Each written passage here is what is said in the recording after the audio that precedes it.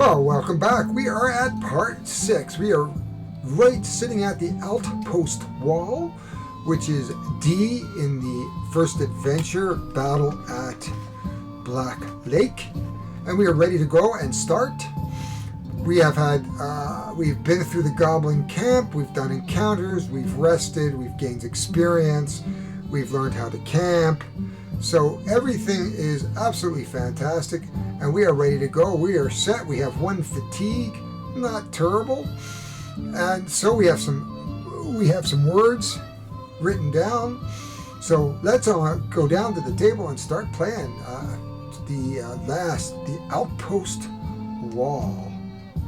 And oh, by the way, I am Harry Jacobs, and I am the North of 60 Gamer, and I am glad you are joining me. Today is super snowy, so it's a great day to be inside playing games. So we've arrived at the Outpost Wall, and you can see we are ready here to grab the Outpost Wall. We'll just bring that up a little bit for you to see, and I'll flash that up. I've taken a picture of it. The first thing we're going to do is if you have the keyword open, go to D2. Well, we do not have the keyword open. If there is no experience, go to D1. Well, we have experience. Otherwise, collect the experience from this location and continue reading. Well, we are going to take the experience. Let's go and let's get reading.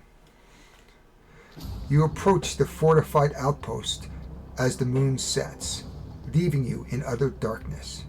Behind you, twin fires burn on either side of the shimmering black lake. You feel your way across the rough wood of the outpost's massive gate, but you can't find no handle or latch. Yet the gate holds firm and must be barred from within. Behind the wall, the Dragul are protecting a powerful artifact. Tarek Nolan, the halfling, is nowhere in sight. We can use an item, we can rest or move to another location. I think we need to use an item. We have 2 items, but it did not mention that there was a key lock to put an ancient key in, or the other one is a bluestone fireball, and it's going to cost us 1 stamina to use. So I think what we're going to do is use one of our wisdom. Actually, maybe charisma. We'll use our charisma, which kind of leaves us vulnerable. At this point, we are going to look up 95. So I am bringing out the rulebook here, and the rulebook says how we use an item, and this lists out all the things we do. But basically what we're going to do is look in the book for the location, which is D, and use D65. You uncork the blue fireball at the base of the fortified gate and run for cover. A thunderous explosion tears a wide flaming hole in the wall, giving you passage through. So the first thing we're going to do is record the keyword open. Well, that's one way to open a gate. The next one says reveal discovery card 16 and place an experience on it. Okay, discovery card number 16. Ooh, here we are. Oh, it goes right there. So our map card just extends out our map. We put an experience on it. We put our number 65 back into our discovery deck. 60, 60, 64, or 65. Who knows? Maybe it'll come out again. What else do we do? We can rest, but we really can't rest at this point because we haven't done anything to flip our marker over from the last time when we fought the goblin. Next up, we are moving to a new location. So we are obviously going to move to E. This is getting exciting, folks. I am anticipating a big finish here. So we are here, and it says, if you have the title Revealer of Secrets, go to E18. If you have the title Rogue's Accomplice, E1. If you have the title 82 Ogre, E17. Otherwise, collect experience from this location and continue reading. Well, we don't have any titles because we just started the game, so let's read that and we take the experience. Okay. And we are ready to read the Outpost Interior. You pass through the smoldering hull and enter the Dragul Outpost. Its massive wooden walls are solid but roughly constructed. They enclose an open space, empty except for a single chest of white metal and gray-skinned ogre who stands before it with an iron club. Ogre shouts in the Dragul language. It's gibberish to you, as if it was making all the sounds but none of the sense of Nellis Common. Between his angry cries, he smashes the metal chest with such force that it shakes the ground around you, but the chest only rings out a remarkably pleasant tone. It remains unbroken, undented, and firmly in place. Enraged, the ogre approaches you, shouting and swinging his club wildly. As you watch his outbursts, you catch a glimpse of something moving in the shadows. Behind him, Tarek Nolan, blade drawn, carefully approaches the ogre from the other side of the outpost. At this point, the faction track here is going to be affected. Wisdom. We can do two things. We can try to attack the ogre, or try to understand what the ogre is saying. We have some intelligence and we have some wisdom. Or do we just want to go out and fight the ogre? I don't know. I'm going to have to think about this. I like to think myself that we could possibly solve something without having to attack and draw the sword. I'm an outrider. I work in the shadows.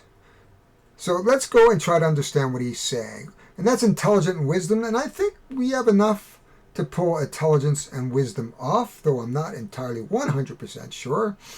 But let's try it anyway. So that means we're going to go to E3. E3 says, as Tarek creeps closer, you try to understand what the ogre is saying. Dragul and Nellis Common are not completely divorced. 1,000 years ago, when all of Ulos lived in peace, the two languages were single-tongued.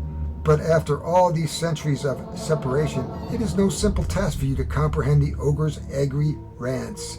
So what we're going to try to do is an interpretation 1 skill check. So let's hope our ogre is better than my English at times. So we're going to use our purple for intelligence and 2 white. So we're going to build our dice pool. So if we go by skill check, setup, we've done that. There's no modifiers here. Spend stamina to specific dice, which we've just done. We're going to pick out the 2 white and a purple.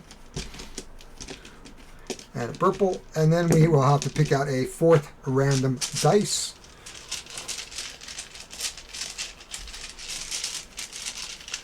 And a white or purple would be absolutely marvelous. We'll put that out here. You can see my hands in here. I cannot see the bag. And there we go. We picked out a white. Well, that's helpful. We only have 1 purple. That is not a fate worse than death. We're going to build the dice pool. Then we're going to roll the dice. Dun, dun, dun, dun. Well, we got a 3. I think we can maybe work with this. I am not sure at this point.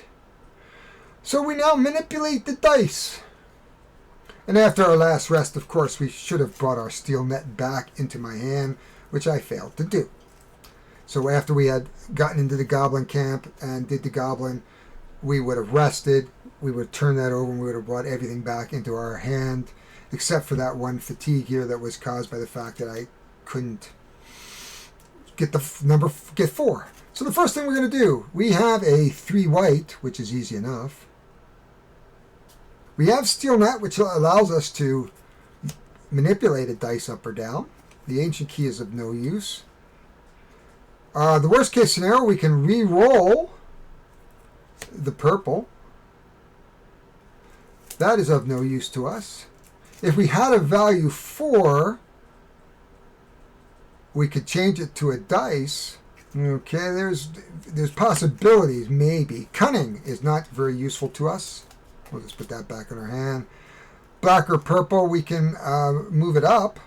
So we can make this 6 into a 1 at this point.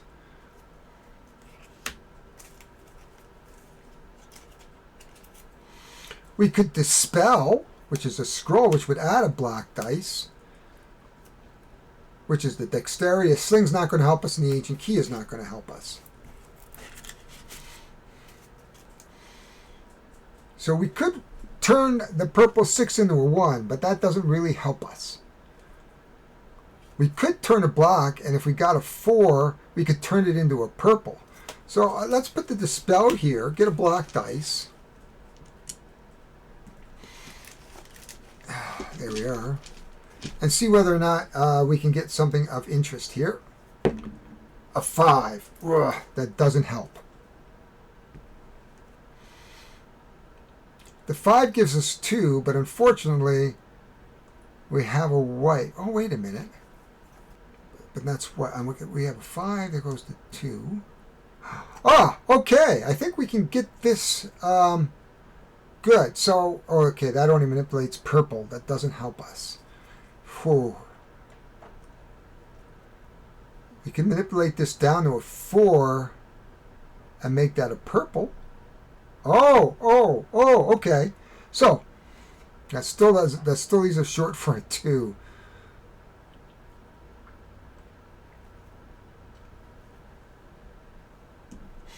So I can manipulate this down, make it a 4, and change it to purple. But that still leaves a white 2 here. Or we can flip something. We can flip this 2. Flip this down the... you can flip this to 4, make it a purple.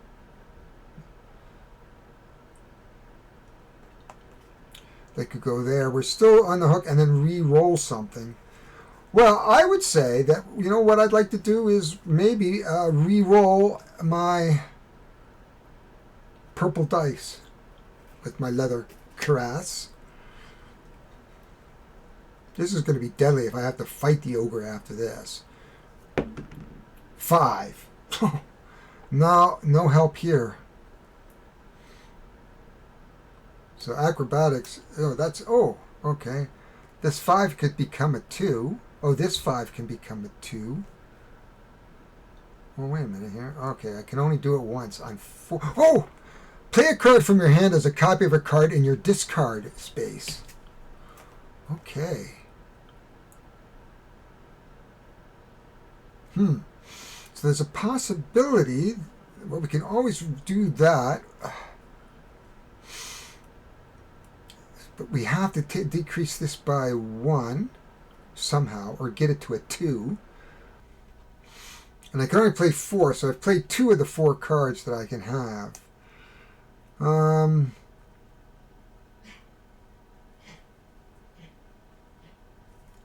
the best I could do at this point is to manipulate, use my steel net to change this into a 2. So we've used 3 of the 4 cards. So we can have an outriser, play a card. So I've got one thing left to do. So the only thing I could do is conceivably re-roll a dice.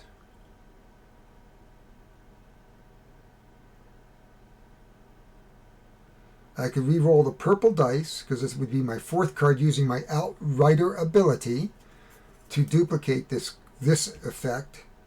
So I would put that here, and we can hope for a 4. A 1. So we are done. We did not pass. So what does it say here? It says... Okay, resolution. Gain rewards for all the dice slots covered. I get 1 experience. Return all the dice and modifiers. So we did not pass this.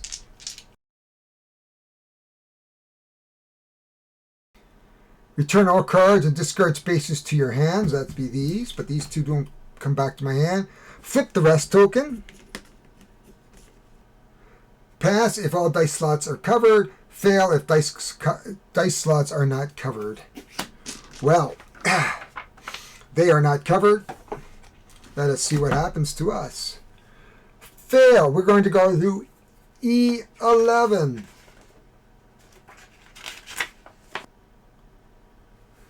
The ogre grows impatient with your failed efforts to understand him.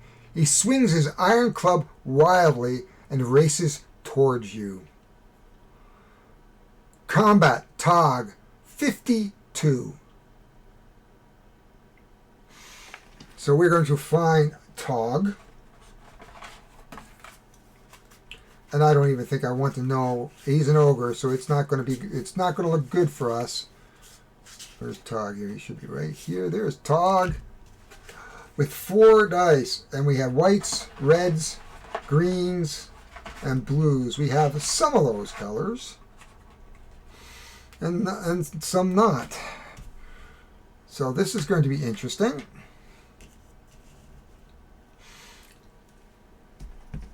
And we don't even get a rest, so we don't really have much here to help us with. Skill check. We could have used a bonus card. Oh, I didn't think about that. Just before we do that, was there really anything I could do? Not really, no. Okay, so we're stuck with the choices we have. We have a lot of fatigue. Skill check. So we've started Tog here. We'll put our thing here. We're going to go to our combat side of the dice. Setup. We've got it. There were no modifiers, I don't believe. No modifiers. Combat 52 Tog. Okay. We are going to build the dice pool. We've got the on the round. We're going to use experience, and we could lose fatigue too. Build the dice pool. Wow. We only have a hand limit of 3. We can get a red. So that's 1.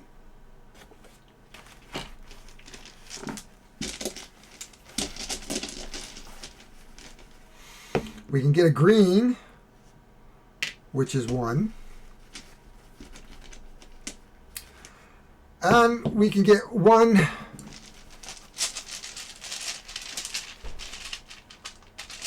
random dice. So black or blue dice would be really, really nice. But I have a feeling that we are going to get thrashed here. And there's the one I'm going to pick out. And we have a blue dice. Well, that's pretty good.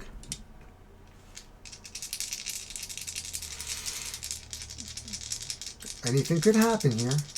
Anything could happen. Whoops. We have a 5, a 6, and a 4. Oh, nothing that is useful here. So we have acrobats. Well, we have a few options here. We have the acrobatics, but it's only purple and black, and we have no purple and black. We have a 4 green. Could help us because we could make it a white. So let's just put that over here. The sling allows us to decrease a blue or a green value 1 or 2. So a blue is 3, so we have a possibility there. We can change any dice into a black or a blue. That doesn't help. The ancient key doesn't help. And the caress lets us re-roll a black or purple at this point. So I think what we need to do, because we have no matching cards whatsoever here. Whew. So I'm going to take this 4. And I'm going to use my sling. I'm going to use the sling. And we're going to change the 4 into a white dice. And so we can put that there. Phew. Okay, so the sling. And swing has a strike capability, which allows us to manipulate the green or blue. And we'll have to put that away. So we can take our blue dice And we can manipulate this down to 3. And this one goes into our dice pool. We still have a red 6, and I don't think I have a way of getting it to be a black or green. I can re-roll, nope, and I can flip if it's a black and a purple. So we're pretty much, and we have our Outrider ability, which lets us play a card again from our hand, but we don't have a black or green again this turn. So that is the end of the first round. So what's going to happen is we're going to take our dice that are left over, put them back. We're going to move this up. We lose 1 experience. If you hear some rattling around in here, I have my puppy in here with me. And this is the beginning of the second round.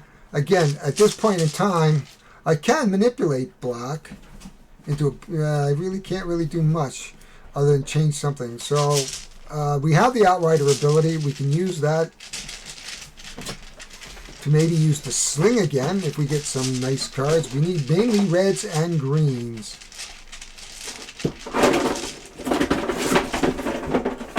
So we are going to start our next round. The most we can pull is 3 dice. And if we pull 3 dice that don't really match any of the cards we're going to need, we're going to take a handy amount of fatigue. So, first dice, blue, not helpful. Second dice, a white, again, not helpful. Third dice, a red, helpful.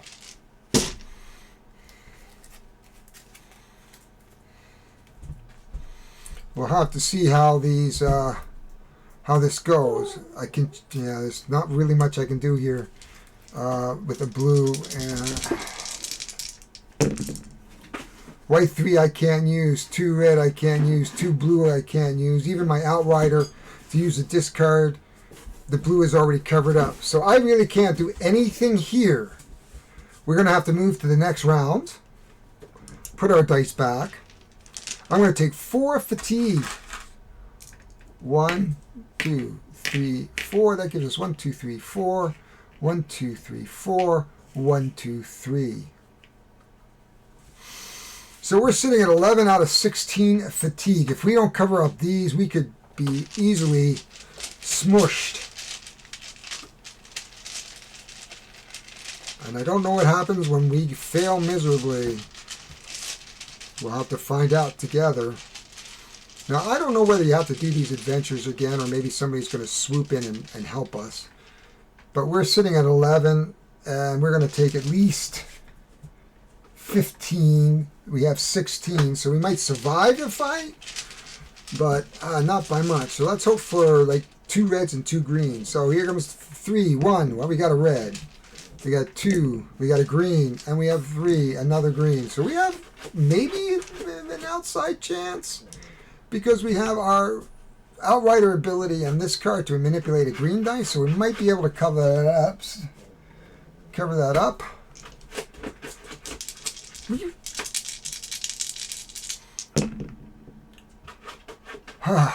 Five and a 2. So let's see what we have here. Is there anything that we can do here? We can't manipulate it. We can't. There's no reason to turn it to a black or a green. The best thing we could do is we can take our cunning card and spend 2 stamina, which is our if we spend 2 stamina, okay, that will take us up to 13. I still think we're going to be okay. But that takes us to 13. Okay, we'll use our sling. We can bump this up to a 6. And that is all we can do. At this point, we salvage the counterattacks, apply the round effect, and the comic. Game rewards covered by dice slots. We have 1, 2 experience. Even though we lost 1, we have 2 experience, and we gain 2 gold, which is nice. So we'll be able to buy in the market, perhaps. Return all dice round markers, enemies, and modifiers. Okay, we'll take our dice. Put this down. Put this away. I'm going to put this away, but I'm going to stop to put it in a sleeve. So we are going to, at this point, face our consequences. So we have lost. We have 15 out of the 16 health. So we didn't fall down exhausted, because that would have been something altogether bad. And what do we do here? Defeat. If he thrashes you, which he did, we're going to go to E7. E7. Hopefully our friend will save our life. So we're here headed into E7. The ogre pummels you mercilessly while you do your best to preserve your life. Luckily for you, the creature is distracted by his rage and does not sense the approaching halfling, who stabs him in the back of the neck. Well, says Turek, that's one way to distract him. Reveal title card number 3. So the title cards, of course, are in here. And so let's go look for title card number 3, which I think are here. And title 3,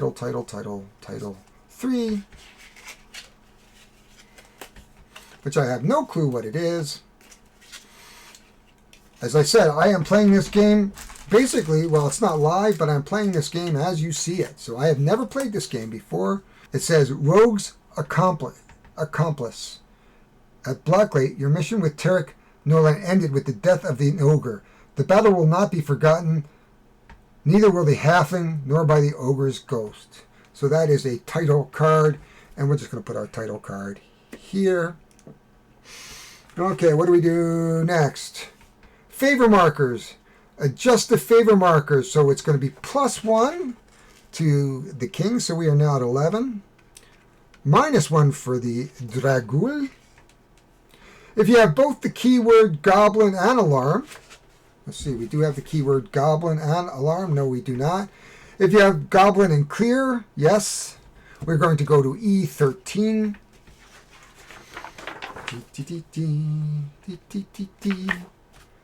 E13.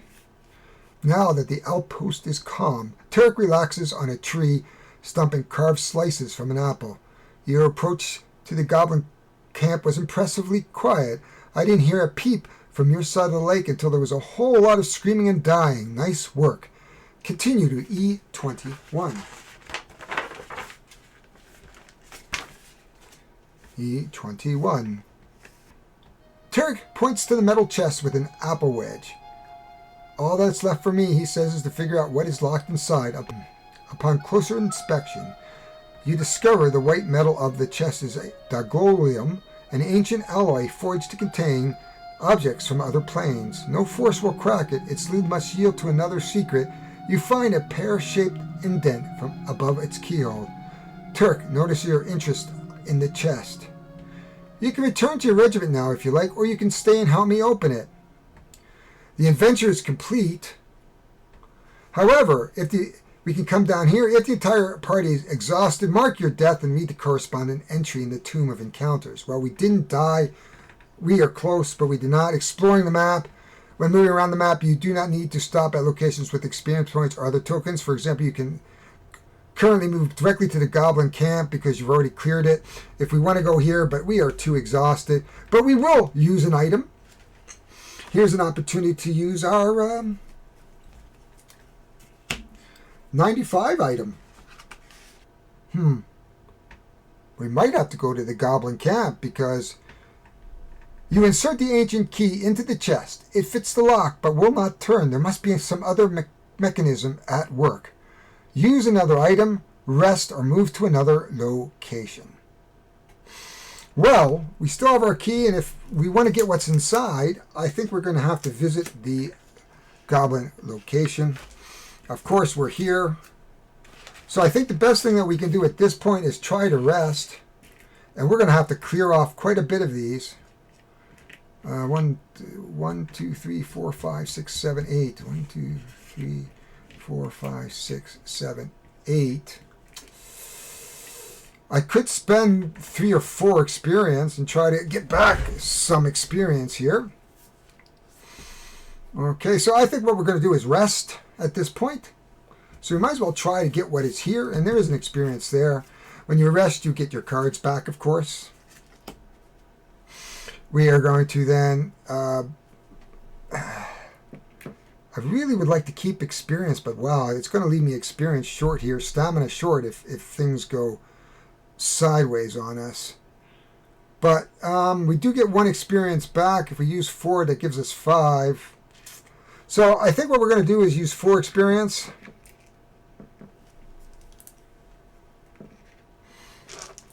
Whoops, we're going to put it back. We're going to take 4 dice out.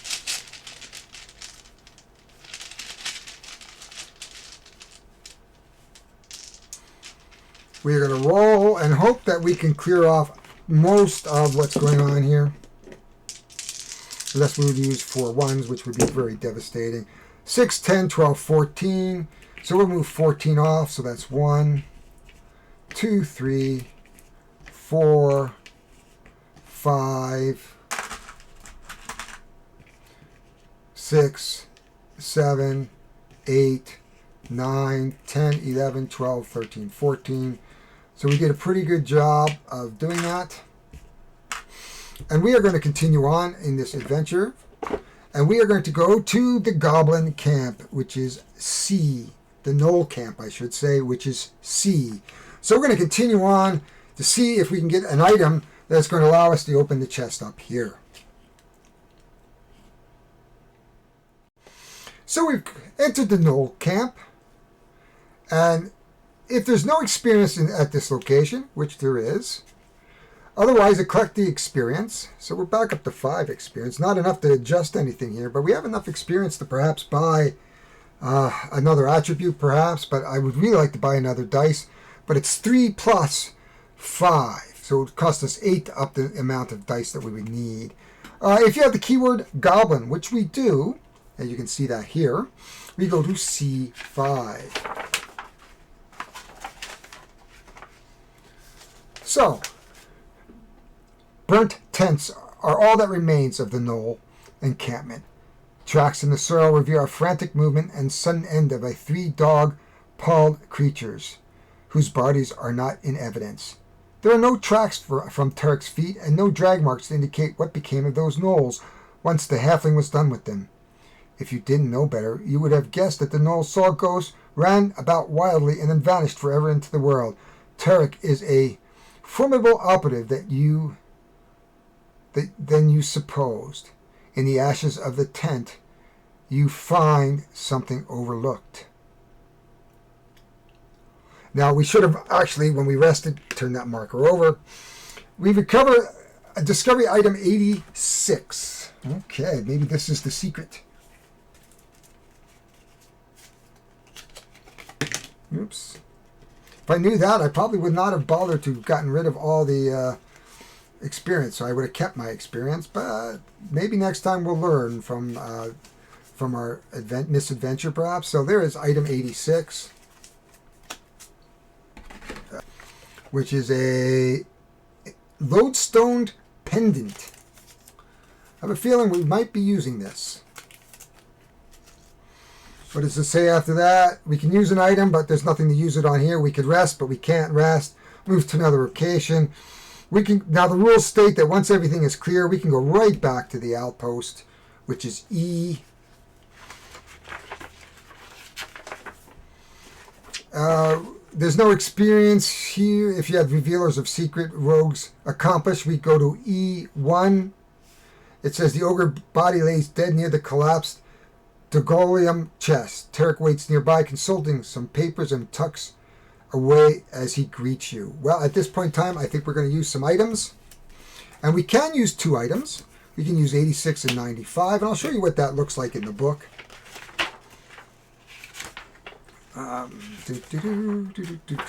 So when you're using 2 items, we bring that up. You can see where there's a period. So E86 and E95, E86 and E95, and it says, you press the lodestone pendant to the pear-shaped indentation on the chest and insert the ancient key. There is a click of the mechanisms within, which allows you to turn the key. The chest pops open. Continue E16. It says, as the chest pops open, the earth quakes and the sky crackles with a strange purple energy. For a moment, you hear the screech of bats and smell a briny sea. Tarek holds forth a chainmail sack on the side of the same white metal as his chest. Quickly, grab the object and place it in here. You reach inside the chest and pull forth a plain glass jar of translucent gray material. Strange! Colorful images pass through the material as if it was displaying the dreams of another world. You place this curiosity in Tarek's Dergium sack. Immediately, earth and sky are still. A fine discovery, Tarek says, admiring the jar through his chainmail links. I've only seen one other like it. Reveal. Title card 2. So should be right at that, pretty much the front. Title card 2, that's 1. And 2. As I said, we're sleeving as we go along. We are the revealer of secrets. Ooh. I don't know if they play in for later. If your king's favor is 1 or higher, E19. So we're going to go to 19. This gets very exciting. I don't know what E19 is going to say. Tarek smiles and hands you a Degolium sack. Hang on to this, he says, but use it wisely. If you slip that jar out of its sack, even for a moment, you'll unleash a wave of interplanar power. Reveal rare card number 55. When your party discovers a rare card, discuss which player will add it to his hand. So let's reveal rare card 55. 6, and we can add it to my hand. Well, since I'm the only player, I know I'm going to be adding it to my hand. And it is gray matter. So it looks like we could add a dice of any color. It is an object. Very nice. These two will go back when we put everything away in a moment. And then we're going to go. Tarek pulls several empty Dergiolium chainmail sacks from his pack and hands them to you. Consider yourself recruited to the cause, he says. There are Degolium vaults hidden all over Nalus, each holding an object of great power. We cannot let them fall into the wrong hands. By the king's order, you must gather them as many as we can, and with haste. At this point we can end, because we can end at any point. Because once you go back and forth, once you hit this end here, you can end it whenever you've done everything, and we have done everything at this point. So at this point what I'm going to do is I'm going to put it away, and then I'm going to read about what do we do at the end of all this. I have a feeling that most of this all stays together. We have some new cards. We're going to be able to do some shopping. So hang on to your hats, and let's finish this off with the end of game stuff. So here we are. I've set the market up here. We've got 5 experience to play with, and 2, 4, 6, 8, 10 gold. One of the things you can see is I've taken my marker, and I have 1 favor in the king's favor and 1 less in the Dragul favor. And I have put out the market. Now I can buy any one of those cards. Plus I can use my experience. I can use my experience to bump my health up from 16 to a different number. So I do have my card handy right off of the screen a little bit. Oh, there we are, which I should have done. I can increase the party's combat dice limit by 1. But it would cost me 3. It would cost me 8, so I don't have enough. Increase the bonus again, so I'd have to have 6. I have enough, but I don't think I need that yet. Or I can increase the mastery level by 1. So in other words, I can grab a mastery of one of these attributes and bump it up by 1 for 3 gold. That does sound appealing, but so does putting my health up too, and then maybe keeping a couple back for the next adventure. Or, the experience. I mean, I don't know. It's a crapshoot. But it does allow me to keep my dice handy. And if I look at depending on what I buy, it might be worthwhile. Because a couple cards I really didn't get to use very well is the black and purple, really. So I could get a mastery and put my purple up a little bit. Because both the Leather Caress and the acrobatics support purple. So it's a weird thing to do, but let's look at this. So I think what we're going to do is I am going to spend all 5. So we are going to save 0. This could bite me in the butt next time around. We are going to put my max level up from 16. Whoops.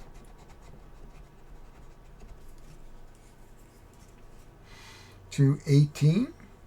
And we're going to put our charisma up from 1 to 2.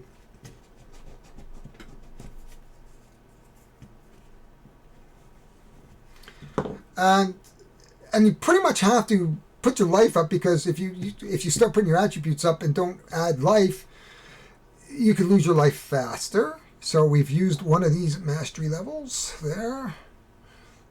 There we go. So we're not near ready to go over to here, but we could go up to 4. It gets more expensive as we go along to get more, but it raises the limit. At this point in time, our mastery is up to level 4. So we have that. We've done that. So the only decisions we have to make is what to buy. So looking at our blue, we only have we have a tower shield, but it manipulates blue dice. And we don't get a lot of blue dice, though we did see a lot of blue dice, but it costs 6, and I have 10. I could get the chain fall, but manipulating a red and white dice. However, either selfish looks good, because if you roll a 1, I can change it to any color. Or if I roll a 2, I can get a 4 or 6 out of it. Or get 2 green dice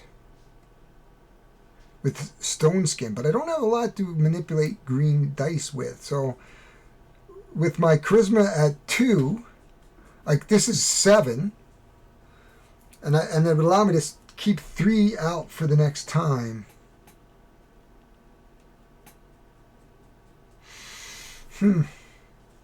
It's tough. I mean, getting more dice is good. But getting a 1 and being able to turn it to any color is good. But I haven't really seen too many 1s. Going up in 1, this is 6. But I can only really buy 1. So I think it's coming down to stone skin or haggle.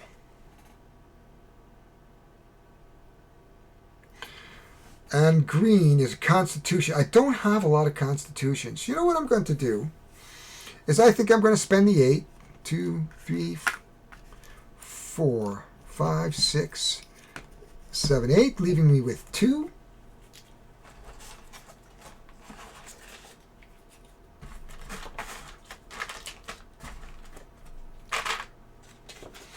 And that leaves me with 2, so we'll put a big fat 2 there.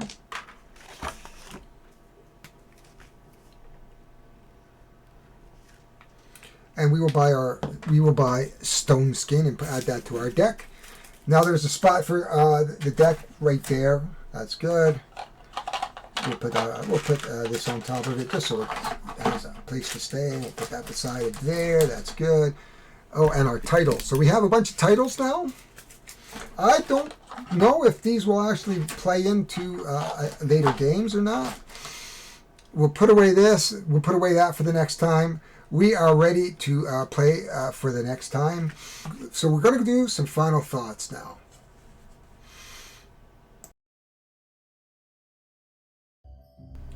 Well, I did manage to keep it down to 6 videos, which was kind of nice.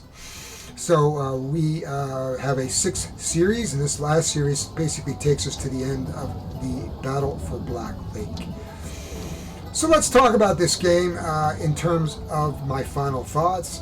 First of all, component-wise, the cards are a little thin, but I sleeved them, so we're okay. I do see a little bending, mainly because trying to put the lids on them tends to bend the card if it's too close to the back, so more my fault than anything else. I wish there was a way to do this where I didn't have to use a pencil. Like here, I was able to laminate. Like if you have Explore It, you have those nice boards where you can write stuff in. But this gives me a more permanent record as it moves from game to game, and that is the Adventure Play board. So component-wise, nothing wrong. The trays are good. This set up very, very quickly. You basically put the trays on there, pull out the 2 or 3 books that you need, and you start playing. Replayability, I don't know if there's a big replay value in a narrative game. Certainly you could try other characters, but you're going to be able to anticipate what's coming up. So whether that would be fun for you or not, I don't know. It might be fun to try it with a group of people, and each of them making different decisions and trying to figure out what we want to do. So as a solo player, I would say there's not a lot of replayability in here, but if I can get 30 hours or 40 hours out of that game, it's probably well spent. In terms of the rules were easy. I mean, most of everything is in the books. You read the book, you just follow it along as we did. We did this over our series, and we went from rule to rule to rule, well written. A lot of the rules are introduced in the books that you, like in the, a lot of rules are introduced in the adventure book as well as in the rules. So you got your you have your core rules, and then ones that are introduced into the book itself as you go forward in the story. So you're not overwhelmed with rules. Easy to follow books. Actually, it's easier than Dragonholt. I keep going back to Dragonholt, but there isn't as much reading in this as there was in Dragonholt. The fact that it breaks up, that you do some dice manipulation, really adds a new dimension to the game, which is kind of nice. All in all, so we covered the rules, we covered the components, we covered the playability. Theme-wise, it's the role-player universe. Okay, there's nothing more I can say about that other than that's one of my favorite universes. I have Lockup, I have all the role-player with both expansions.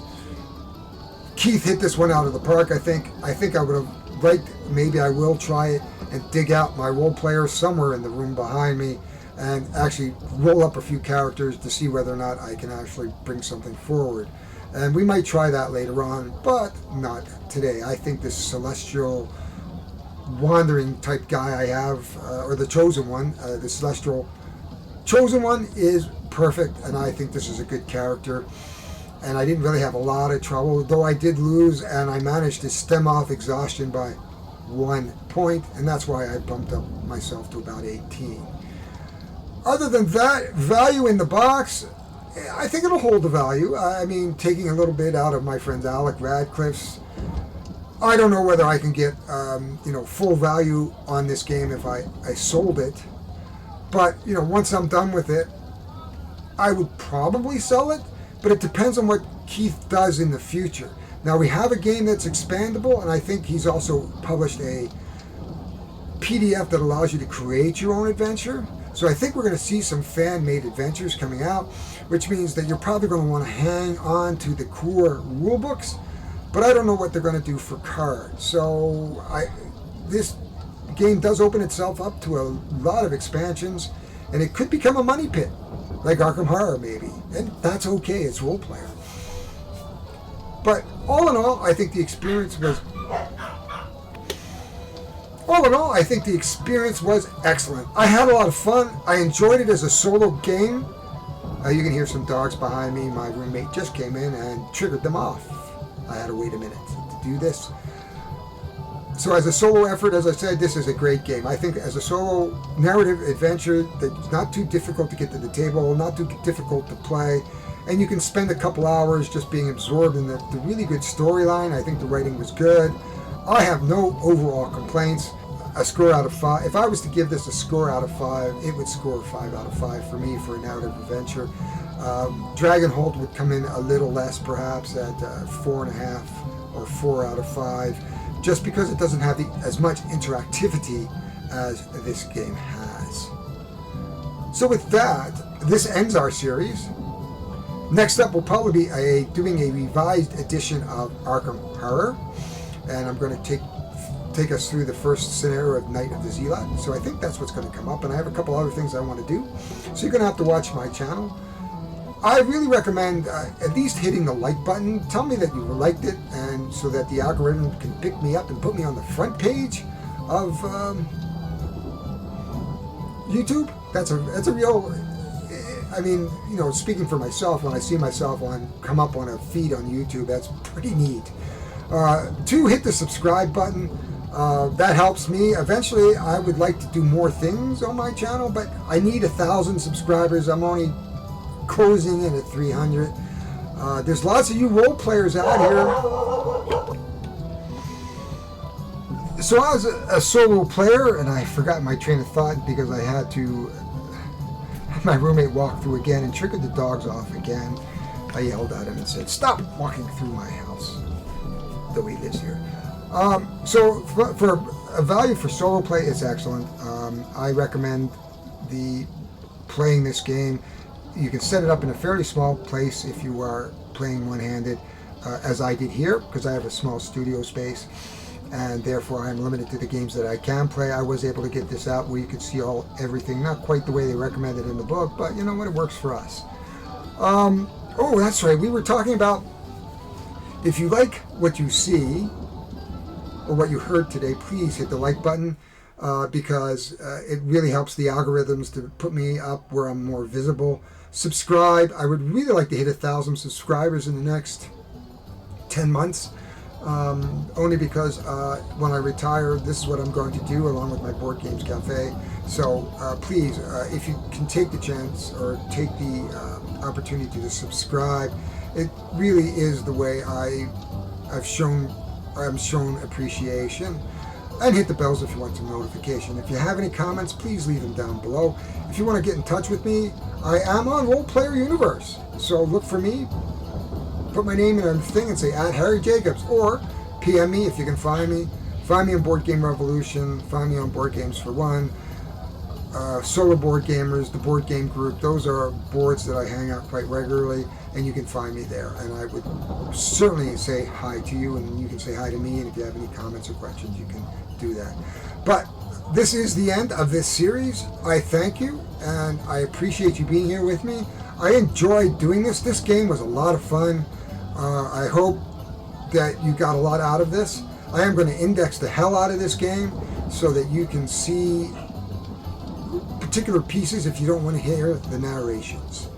So that is all for now. My name is Harry Jacobs. I am the North of 60 Gamer, and I will talk to you next time we see each other, or at least the next time you see me.